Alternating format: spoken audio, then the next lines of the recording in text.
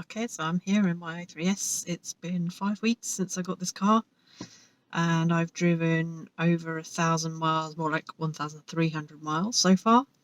Mostly commuting to work, which is about 45 miles round trip on various roads, country lanes, motorways, dual carriageways, London traffic. So very varied. I've also done a trip down to Dorset and back, which was about 170-ish miles each way. So far, I've been absolutely brilliant. I've been really impressed with the car. It's super nice to drive. It's very relaxing. It took some getting used to just the quietness of it. It's so quiet. You cannot hear anything, which means that if there is a noise, it's kind of disconcerting. Oh, there we go. There's a police car going by behind me. So I'm sat in a park now. I just came out for the day. I've taken the day off.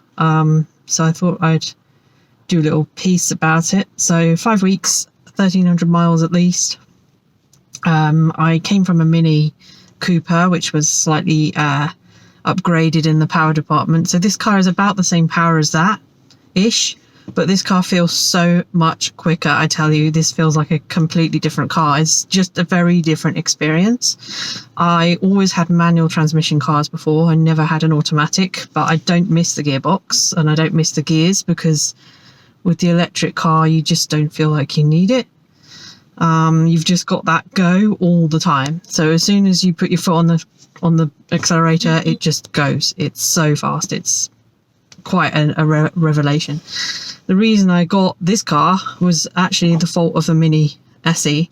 I really wanted the Mini SE. I nearly pre-ordered it so many times. I just couldn't quite live with the range. In the end, I ended up with this, which is an i3S.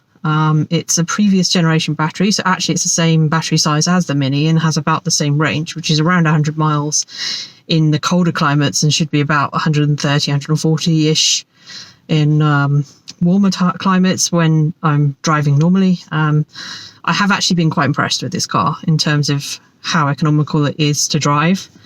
It's done better than I expected, given that this particular version is the range extender, and that's the reason I got this over the Mini. This has a little 650cc scooter engine in it, which means that it doesn't power the wheels, it just generates electricity. So if I get to a charger and I'm out of battery and I can't get to another one, I can just use the range extender. It kicks in automatically at about 6% battery anyway, just to keep you going, but you can turn it on manually. As long as the battery charges below 75%, you can turn on the range extender. And I've used it a bit. I've used about 5 litres of fuel. The fuel tank's only about 9 litres. So it costs about a tenner if you completely fill from empty. It feels so quick. It's so weird after having a normal car where you've sat there for a while filling it up. But the range extender is very quiet in this. I've hardly noticed it's running. It's under the boot floor to the right hand side, and under the boot floor to the left hand side is the electric motor for this car. This car is also rear wheel drive, which is slightly unusual, maybe. Not for a BMW, obviously, but for an electric car. And for me, it's unusual because I've never had a rear-wheel drive car. So in terms of the handling, the only place I really miss the Mini is on the back streets, where the Mini is just, well, it's made for that, isn't it? It's brilliant on the back streets.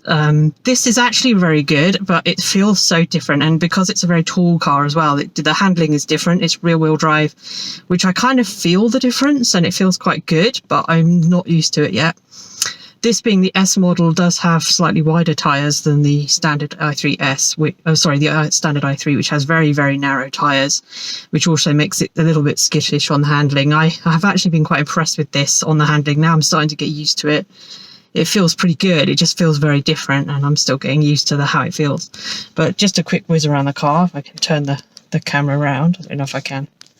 Doesn't look like I can. So this is the Lodge trim. So you have this nice sort of eucalyptus dash here, and it's all a light colour. It's got the light coloured seats. When I saw this trim on the specifier, I wasn't too sure about it because I thought it might look a bit like Grandad's old driving gloves. But actually, now I've got it, I really like it. The other thing about it is this material up here on the roof. I don't know why, but it feels really nice. I keep touching it. And I've got the blue seat belts, which look a bit weird with this trim, to be totally honest. With the darker trims, that looks really cool because it's got the blue details, but I still like them. They're a bit funky. Whoever specified this car did a really good job with the specification. It's really high spec. It doesn't have the roof, but it does have pretty much everything else. It's got the front and rear parking sensors and the camera, and all i3s come with the ProNav and the heated seats now, so they're quite well specified anyway. But I'm really liking this car. It's funky to look, it's funky to drive. I love the fact it's made of weird materials. The body chassis is carbon fibre reinforced plastic. There's not a steel frame in this. It's either aluminium or carbon fibre.